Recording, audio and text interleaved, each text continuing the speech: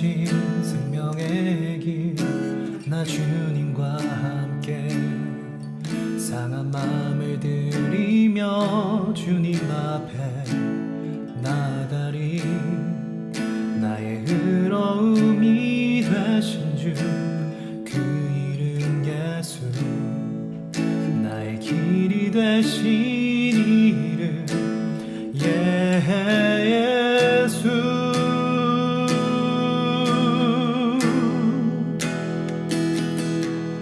나의 길 오직 그가 시나니, 나를 단련하신 후에 내가 정금같이 나오리라. 주가 보이신 생명의 길, 나 주님과 함께 상한 마음을 들이며 주님 앞에 나가리. 나의 의로움이 되신 주, 그 이름 예수. 나의 길이 되신 이름 예수.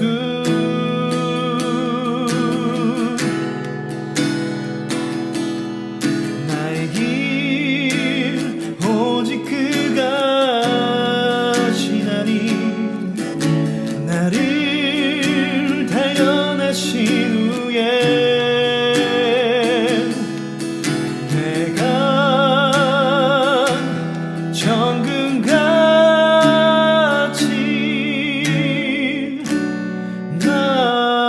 나오리라.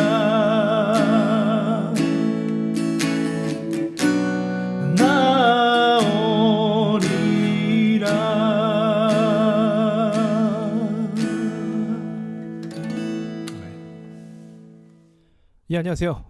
복음TV 김광의 전도사입니다. 자, 두 번째 시간이고요. 오늘은 이런 주제로 얘기를 하려고 해요. 자신의 교회를 다니는데 예수님이 하나님이시다라는 사실을 모른다라면 그 사람은 그리스도인이 아니라고 이야기를 하고 싶습니다. 오늘날의 교회가 진리를 많이 잊어버렸습니다. 가장 중요한 진리 자체를 우리가 많이 상실해버렸어요. 그것이 첫 번째로 무엇이냐? 그것은 바로 삼위일체에 대한 하나님에 대한 이해거든요. 우리가 삼위일체라는 단어는 많이 들어봤죠, 교회에서. 근데 실제로 이 성도들 간의 삼위일체를 얘기하는 경우는 거의 없습니다. 거의 없어요. 그럼 삼위일체를 우리가 들어봤는데 그게 도대체 무엇이냐라고 하면 대답할 수 있는 사람들은 몇 명 있을 수도 있을 것 같아요. 하나님, 예수님, 성령님, 한 분이시다. 이게 삼위일체 교리잖아요. 근데 이제 요거를 설명을 할 수 있어도 요거를 가슴 깊이 와닿게 이야기할 줄 알아야 되는데, 그렇게 또 이해를 하고 있어야 되는데, 그거를 모른다라고 하면 굉장히 심각한 신앙의 문제를 갖고 있다라고 얘기할 수가 있습니다. 이게 굉장히 심각한 거예요. 왜냐면 예수님은요 하나님이시거든요. 그러니까 하나님이신데 이 땅에 인간의 몸으로 오신 거예요. 그게 복음의 출발입니다. 그게 우리가 믿는 하나님을 믿는 것에 대한 출발이에요. 하나님을 믿는, 신을 믿는 여러 부류의 사람들이 있습니다. 근데 그들의 부류에 따르면은 그들이 같은 하나님을 믿는데 왜 서로 나뉠까요? 그것은 바로 예수님을 하나님으로 인정하냐 아니냐에 따라서 복음이 나뉘는 겁니다. 지금도 유대인들은 메시아를 기다리고 있고요. 우리는 이미 오신 메시아를 예수님으로 인정하고 있습니다. 그 메시아가 곧 하나님이시거든요. 그럼 여기에 대한 이야기를 이제 시작을 해보도록 하시죠. 예수님께서 유대인들에게 외면받으시고 심지어 바울도 회심 이전에는 예수님을 믿는 사람들을 그렇게 핍박을 했습니다. 근데 그게 왜 그럴까요? 그것은 바로 예수님께서 자기 자신을 하나님의 아들이라고 말씀하셨기 때문입니다. 이게 그들에게 신성 모독이었어요. 우리 먼저 이거를 좀 이해를 해야 돼요. 당시에 유대인들에게 하나님의 아들이다, 난 누구의 아들이다 라고 얘기하면 그 아들이 아버지와 권한이 동등한 것을 이야기합니다. 그런즉 예수님께서 나는 하나님의 아들이다 라고 얘기하면은 이거는 그 유대인들이 들었을 때 이거는 자기 자신은 하나님이라고 얘기하는 것과 똑같은 거예요. 어느 누구도 하나님의 아들이라고 하지 않습니다. 그의 백성이라고 하죠. 그래서 이제 그의 백성 중에 특히 부름받은 사람들을 이제 예언자나 선지자로 인정을 하는데 하나님의 아들이라는 표현은 사용하지 않아요. 근데 예수님께서 하나님의 아들이라고 증언하시는 겁니다. 그러니까 이건 신성모독이었어요. 그래서 예수님께서 십자가에 못 박히신 것도 있죠. 신성모독이었어요.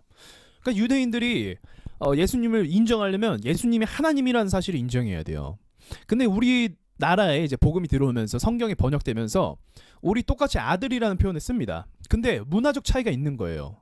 이 한국에서 받아들이는 아들이란 개념은 아버지의 밑에 아버지가 시키는 대로 하는 거고 아버지의 같은 동등한 권한은 아니에요. 이해되시죠? 우리 뭐 옛날 조선시대 땐 그랬을지 몰라도 지금은 아니에요. 그러니까 지금 시대에 우리가 하나님의 아들 예수 그리스도, 독생자 예수 그리스도라고 얘기하면 이게 좀 와닿지가 않는 거죠. 그래서 이 복음에 대한 출발 자체가 잘 이루어지지 않는 경우가 굉장히 많아요. 다시 한번 얘기합니다. 예수님은 하나님이십니다.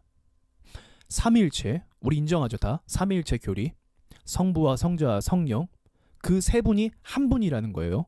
그럼 예수님도 하나님이시라는 거예요. 지금 우리 시대 가운데 일하시는 성령님조차도 하나님의 일을 하신다라는 겁니다. 이 세 분은 같은 분이라는 거예요. 요것을 인정하고 인정하지 않고 요것을 깨닫고 알고의 차이는 굉장히 크다라는 겁니다. 그럼 계속해서 이야기를 해볼게요. 자, 성경은요 여러 곳에서 예수님은 하나님의 아들이라고 얘기합니다. 성경, 그러니까 이제 신약 복음서를 쓰는 저자들이 복음서를 썼을 때 하나님의 아들이라는 표현을 써요. 그럼 우리는 그걸 볼 때 하나님의 아들 예수님 아무렇지도 않잖아요. 감흥이 별로 없잖아요. 근데 그게 아니에요. 그때 당시 1세기 유대인들이 하나님의 아들이라는 개념을 사용한다는 건 엄청난 개념으로 인정하고 있는 거예요. 예수님은 하나님이셨어. 이렇게 얘기하는 거예요. 직접적으로. 그 쓸 때. 그러니까 이 굉장히 충돌이 될 수밖에 없죠. 자, 여기 보면은 이제 하나님의 아들이라고 검색하면은 이제 나옵니다. 말씀 구절들이. 그럼 이제 마가복음을 볼게요. 마가복음 1장 1절에 뭐라고 시작합니까? 하나님의 아들 예수 그리스도 복음의 시작이라. 우리는 그냥 지나치죠. 엄청난 단어만 뽑아온 거예요. 하나님의 아들. 그럼 유대인들이 가만히 있다. 하나님의 아들 하면 딱 이제 째려보는 거예요. 하나님의 아들. 우리랑 그 개념을 같이 가져가야 돼요. 여러분들도. 하나님의 아들이라는 건 그 하나님이라는 얘기인데, 네. 그 다음에 예수 그리스도. 예수는 이름이죠. 그리스도는 뭐냐? 이제 기름 부음 받은 자. 하나님께서 보내신 자. 그동안 그렇게 얘기하고 구약에서 예언했던 그 메시아가 그리스도. 이 한마디가 유대인들한테 엄청난 충격인 거죠. 엄청난 충격. 놀라운 스토리가 전개가 되는 게 기대감이 엄청 커질 수밖에 없습니다.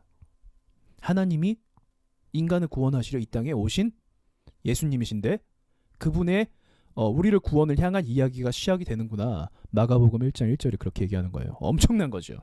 엄청난 거예요. 자, 그 다음에 그 위쪽으로 와볼게요. 이제 마귀에게 시험을 받으실 때 이야기죠.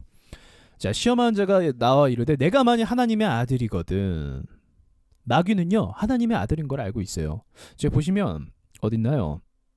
여기 있네요. 마가복음 5장 7절 볼게요. 마가복음 5장 7절. 여기에 이제 예수님이 길을 가시는데 마귀를 만납니다. 그러니까 귀신 들린 사람 만나요. 여러분 아시죠? 이 거라사에 맞네요. 거라사 지방 귀신. 자, 이제 거라사 지방 귀신이 엄청 힘이 세고 막 쇠사슬에 묶어도 막 끊고 부시고 난리 났어요. 근데 이 귀신 들린 사람을 제재를 못하고 이 사람은 공동묘지와 산속을 막 돌아다니며 소리 지르고 아주 난리치는 사람입니다. 정말 그 시대에서 아주 소문난 사람이겠죠. 소문난 사람. 이게 생각해보세요. 마가복음 저자가 여러 번 쇠고랑과 쇠사슬을 묶었으나라고 얘기할 정도면 이게 소문이 자자한 사람이에요. 이 사람이 엄청난 사람인 거죠. 근데 그 사람이 예수님한테 뛰어옵니다. 제자들이 얼마나 놀랬겠어요. 막 뛰어와요. 근데 뛰어오자마자 이 사람이 이 귀신 들린 귀신이 예수님을 보고 뛰어와서 절하면서 큰 소리로 가장 높으신 하나님의 아들 예수님, 나를 괴롭히지 마십시오. 아니, 귀신이 다짜고짜 와서 그 유명한 귀신이 무릎 꿇고 예수님께 아주 그냥 절하면서 벌벌 떱니다. 왜 그럴까요? 왜? 권한을 갖고 계신 하나님이시기 때문에 그런 거예요. 예수님께서. 다시 말합니다. 예수님은 하나님이십니다. 그리고 이것을 이해하고 성경을 보세요. 예수님이 했던 모든 것들을 다 보세요. 이해가 됩니다. 예수님께서 죽은 자를 살리셨죠. 예수님께서 눈이 없는, 날 때부터 눈이 없는 맹인 있죠. 그 맹인에게 진에게 침을 뱉어서 눈을 만들어 주셨어요. 눈을 만들어 주셨어요. 하나님이시기 때문에 가능한 것입니다. 하나님이시기 때문에 누구도 비교할 수 없을 만한 많은 기적과 이적들을 행하셨다라는 거죠. 엄청난 거죠. 자, 요한복음 1장에 보면요, 우리 1절부터 11절까지 같이 읽어보죠. 자, 우리 개역개정을 읽는 게 낫겠죠? 자, 태초에 말씀이 계시니라. 이 말씀이 하나님과 함께 계셨으니 이 말씀은 곧 하나님이시니라. 자, 이 말씀을 잘 보죠. 태초에요, 말씀이 계셨대요. 말씀이 계셨다, 태초에. 근데 이 말씀이 하나님과 함께 계셨대요. 말씀이 하나님과 함께, 그 말씀이라는 거 독립적인 존재로 한번 생각해 보세요. 태초에 말씀이 계셨어요. 말씀이 하나님과 함께 계셨어요. 근데 여기서 이 말씀은 곧 하나님이시다 라고 얘기해요. 뭔 말이야 이거?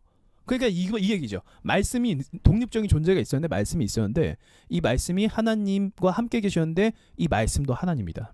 여기서 이제 그 교리가 나오는 겁니다. 교리라고 하면 좀 딱딱한데 여기서 진리가 나오는 겁니다. 삼위일체의 진리가 첫 번째로 등장을 해요. 자, 그가 태초에 하나님과 함께 계셨고 만물이 그로 말미암아 지은 바 되었으니 지은 것이 하나도 그가 없이는 된 것이 없다. 그 하나님께서 그 창세기 1장에 보면 말씀으로 천지를 창조하시죠. 말씀으로 빛아 생겨라 이렇게 말씀해요. 그게 예수님이라는 거예요. 제 결론부터 얘기하면 그 말씀을 지금 얘기하고 있는 겁니다. 그 말씀을. 자, 그러면은 제가 좀 전에 얘기했던 그 태어날 때부터 눈이 보이지 않았던 맹인의 눈이 생겼잖아요. 그분이 창조주시기 때문에 가능하신 거예요. 예수님께서 창조주 하나님이시기 때문에 눈이 없는 사람도 눈 만들 수가 있으신 거예요. 먹을 게 없어요? 먹을 거 만들 수 있는 거예요. 예수님이시기 때문에. 자, 계속 읽어보죠. 이제 쭉 읽어볼게요. 그 안에 생명이 있으니 이 생명은 사람들의 빛이라. 빛이 어둠에 비치되 어둠이 깨닫지 못하더라. 하나님께로부터 보내심을 받은 사람이 있으니 그의 이름은 요한이라. 그가 증언하러 왔으니 곧 빛에 대하여 증언하고 모든 사람이 자기로 말미암아 믿게 하려 함이라. 그는 이 빛이 아니요 요한은 이 빛에 대하여 증언하러 온 자라. 참 빛 곧 세상에 와서 각 사람에게 비추는 빛이 있었나니 그가 세상에 계셨으며, 예수님을 나타내는 거죠. 예수님이 세상에 계셨으며 세상은 예수님으로 말미암아 지은 바 되었으되 세상이 예수님을 알지 못하고, 그렇죠, 지금도 알지 못하는 시대죠. 자기 땅에 오매, 예수님이 자기 땅에 오신 거예요. 자기가 지으신 땅에. 자기 백성이 영접하지 아니하였으나, 여기까지. 결국 예수님이 하나님이시라는 거고, 그가 우리를 만드신 분이세요. 예수님이. 그러니까 우리가 오늘날 기독교는 예수님에 대해서 어떤 이미지를 갖고 있는지 아세요? 너무 감성적이에요. 위로하시는 분, 뭐 나를 치유하시는 분. 맞아요. 맞는 말인데 성경은 그렇게만 얘기하지 않아요. 성경에서 예수님이 그렇게 행하셨어요. 이제 문둥병자들에게 손을 대시면서 고치시고, 그리고 어린아이들을 품에 안으시면서 축복하시고, 그런 부드러운 모습이 많이 있으셨습니다. 그게 예수님 모습 맞아요. 근데 우리가 그보다도 먼저 예수님을 알아야 될 행동 자체는, 사실은 그 마귀가 좀 본을 보여줬어요. 거라사 그 귀신이 본을 보여줬어요. 하나님이시잖아요. 어떻게 하나님이신데 우리가 이런 좀 너무 가볍게 대할 수가 있겠습니까, 예수님을. 근데 오늘날은 많이 그런다라는 거죠. 예수님 글쎄요. 좀 조심스러운 부분인데 예수님에 대해서 오해를 하고 있는 거예요. 예수님이 이제 향유를 부은 여인을 보세요. 예수님 앞에 엎드려서 계속 그의 발에 입맞추면서 눈물로 그의 죽으심을 이제 장사하는 거죠. 기념하는 거죠. 예수님은 그런 분이세요. 그래서 여러분이 이 관점으로 성경을 읽어보세요. 그 뒤에 예수님을 섬기는 사람들의 모습을 한번 보세요. 가볍게 막 예수님 내 친구 이렇게 하는 줄 아세요? 예수님을 막 가볍게 대하거나 친구로 대하거나 그런 모습 없습니다. 여러분 성경에서. 예수님은 하나님이시기 때문에 그분을 경외하고 그분을 높이고 그분을 그리워하지만 그분에게 복종합니다. 그게 맞아요. 신앙인으로서의 모습이. 그래서 예수님은 단순히 위인이나 훌륭한 사람 또는 하나님보다 낮은 존재, 뭐 예언자 등으로 생각해서는 절대로 안 된다는 거죠. 그럼 제가 다시 한번 얘기할게요. 예수님을 우리가 하나님이라고 인정하는 순간부터 성경을 보잖아요. 그러면은 이 성경이 이게 감동이 될 수밖에 없습니다. 왜일까요? 예수님이 광야에서 마귀에게 시험 받으실 때 줄이셨죠. 배고프셨죠. 그럼 생각해 보세요. 아니 왜 예수님이 배고프셔야 돼? 이 땅의 주인이시고 창조자이시고 말씀만 하시면 모든 것을 다 자신의 것으로 만들 수 있는 그 능력자가 왜 배고프셔야 돼요? 왜 배고프셔야 됩니까? 그것을 한번 생각해 보라는 거죠. 예수님께서 오랫동안 걸어 다니셔서 피곤하셔갖고 배에서 주무시는데 파도가 막 치니까 제자들이 막 예수님 깨웁니다. 예수님 그 정도로 피곤하셨다라는 거예요. 바꿔서 얘기하면 예수님이 왜 그렇게까지 피곤해야 하실 필요가 있으실까요? 신이신데 하나님이신데 근데 육체를 입고 오셨으니까 피곤하신 거예요. 피곤하신 거. 그런 것들을 우리가 생각해 볼 수가 있는 거죠. 예수님께서 걸어 다니는 것 자체가 우리에겐 감동이 되는 겁니다. 하나님이 걸어 다니시는 거야. 이 땅에 오셔서. 그렇다고 막 성지순례 가려고 막 너무 그렇게까지는 가지 마세요. 예수님이 걸으셨던 곳이 하면 너무 그렇게까지는 이제 장소에 대해 신경할 필요는 없고요. 예수님은 지금 우리 안에 계시고 하나님 우편에 앉아 계십니다. 우리가 그분을 향해 기도하면 되는 거예요. 제가 딴 얘기로 잠깐 샜는데 이 하나하나가 다 은혜가 되는 겁니다. 예수님께서 찾아와 주시는 거. 사마리아 여인, 우물가의 여인 보세요. 엄청난 사건 아닙니까? 이 관점으로 보니까.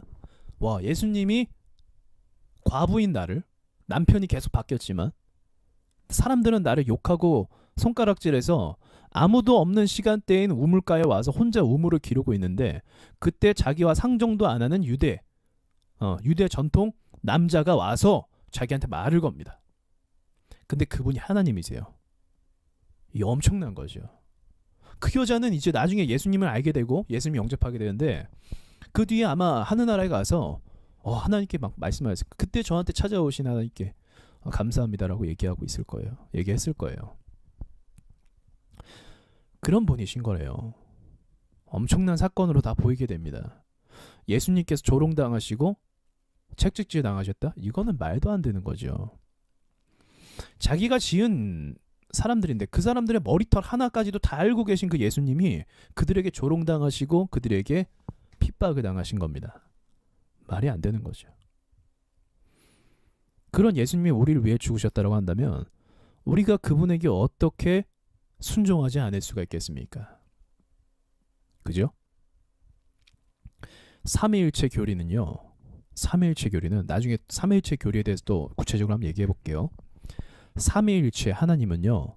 우리를 사랑하신다라는 그 사역의 증거와 완성이 된다라는 겁니다. 이게 딱딱한 교리나 언어가 아니에요. 삼위일체라는 단어가 좀 어렵긴 하지만 그게 예수님 하나님의 놀라우신 구원 계획이라는 겁니다. 말도 안 되는 거예요. 인간을 만드신 하나님이 인간이 되셔서 우리를 위해 죽으시고 대신 제물이 되셨다. 이 사실을 우리가 깨달았다면 정상적으로 절대로 살아갈 수가 없습니다. 왜 그리스도인들이 역사를 바꿨을까요? 왜 그렇게 모진 고문과 1세기 기독교에서 예수님 시대 그 뒤에 제자 시대 이후로 왜 그렇게 죽어가면서도 하나님을 경외하고 그럴 수 있었을까요? 그것은 이 복음의 진리가 강력하기 때문에 그렇습니다. 어느 종교가 자기가 직접 인간이 돼서 인간을 위해 죽을 수 있는 종교가 어디 있습니까? 그리고 그 사건을 구체적으로 이렇게 기록한 책이 어디 있습니까? 예, 성경은요, 역사적으로, 객관적으로요, 역사적으로, 고고학적으로 인정받는 책이에요, 여러분. 그 기록 자체가. 왜냐면 만약에 막 그 시대의 문화대로만 이렇게 기록하였으면 여자들의 얘기는 다 빼버려요. 성경은. 그만큼 예수님은 실제고, 실제 계셨고, 그 예수님이 하나님이셨다라는 거죠. 이 복음의 진리를 여러분들이 제 영상을 통해서 깨달았다고 한다면 저는 정말 하나님 앞에서 정말 기쁜 일을 한 겁니다. 여러분 기억하세요. 예수님께서 기뻐하시는 거, 오늘날 기독교인들 많이 착각하고 있습니다. 헌금 많이 내는 거. 성경 어디에도 사실 그런 얘기가 없어요. 헌금 많이 내는 거, 찬양 열심히 하는 거, 예배 열심히 드리는 거. 여러분 이거 중요하거든요. 다 헌금 중요하고 예배 중요하고 찬양 중요하거든요. 근데 예수님께서 기뻐하시는 성경 구절을 찾아보잖아요. 예수님이 하나님의 아들이라는 것을 인정하는 것을 가장 기뻐하십니다.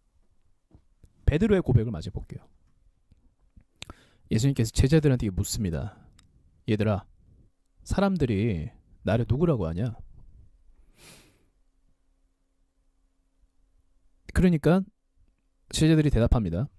요한이다. 더러는 엘리야라고 합니다. 어떤 이는 예레미야나 선지자 중에 하나라고 합니다. 그럼 예수님께서 물어보십니다. 마음에 드는 대답이 아니었어요. 그럼 너희는 나를 누구라고 생각하냐? 이때 베드로가 대답합니다. 이르되 주는 그리스도시요 살아계신 하나님의 아들이십니다. 자, 그리고 예수님께 기뻐하세요. 예수님께서 대답하여 이르시되 시몬아, 내가 복이 있다. 이를 내게 알게 하니는 혈육이 아니 하늘에 계신 내 아버지시니라. 이렇게 얘기합니다. 예수님께서 정말 이 고백을 기뻐하셨어요. 하나님의 아들이라는 걸, 이 진리를 깨닫고 있다는 거거든요. 그런 거 아니겠어요? 내가 진짜 누군지 알아주는 사람이 좋잖아요. 똑같아요. 예수님도 그러셨던 거예요. 내가 진짜 나쁜 사람이 아닌데, 예를 들어서 내가 나쁜 사람이 아닌데 내가 나쁘게만 다 오해하고 있고, 또는 내 모습이 이게 아닌데 내 모습을 다르게 이해하고 있어요. 얼마나 슬픕니까? 근데 그 중에 한 사람이 나의 진심을 알아주고 내가 어떤 사람인지 알고 있어요. 그렇게 얘기해 주는 거죠. 아무도 그렇게 얘기 안 했는데 얼마나 기쁩니까? 예수님께서 이것을 기뻐하십니다. 생각해 보세요. 예수님께서 하신 일과 하나님께서 하신 사역과 성경에 기록되어 있는 내용을 알지 못하는 사람이 찬양하고 있어요. 성금하고 있어요. 예배드리고 있어요. 하나님이 기뻐하실까요? 본인들이 뭘 예배하는지조차도 모르고 있는데 하나님이 기뻐하실까요? 그것을 생각해 봐야죠. 물론 믿지 않는 사람이 이렇게 와서 막 예배하고 찬양하고 그거 기뻐하실 수도 있습니다. 근데 계속 그 자리예요. 계속 제자리에 맴돌아서 복음에 대한 이해는 없으면서 계속 막 찬양하고 헌금하고 예배하고 열심히 하고 있어요. 다른 종교가 뭐가 다릅니까? 깨달음이 없으면. 하나님에 대해서 정확하게 알지 못한 상태로 예배하고 신앙생활하는 게 다른 종교를 갖고 있는 것과 뭐가 다르냐고요. 다를 바 없습니다. 다음에 제가 WCC에 대해서도 한번 이야기를 해보도록 하겠습니다. 이 관점이거든요. 이 관점. 진리가 없는 상태로 신앙을 갖고 있으면 WCC가 될 수밖에 없어요. 여러분들 진짜입니다. 똑같아요. 그러니까 예수님을 바로 아는 게 우리 신앙의 출발이고 이건 기본입니다. 그리스도인의 기본적인 학습이 되어야 되는 부분이에요. 오늘 제 영상을 통해서 예수님이 하나님이라는 사실을 정확하게 아셨다면 오늘 밤 하나님께 예수님의 이름으로 바르게 한번 기도해 보시길 바랍니다. 그리고 앞으로 성경을 읽으실 때도 예수님이 하나님이시다라는 관점으로 성경을 읽어보시길 바랍니다. 하나님께서 주시는 은혜가 더 풍성해집니다. 깨달음과 그분의 행하셨던 모든 것들에 대한 깨달음이 더 풍성해집니다. 자, 이상으로 마치도록 하겠습니다.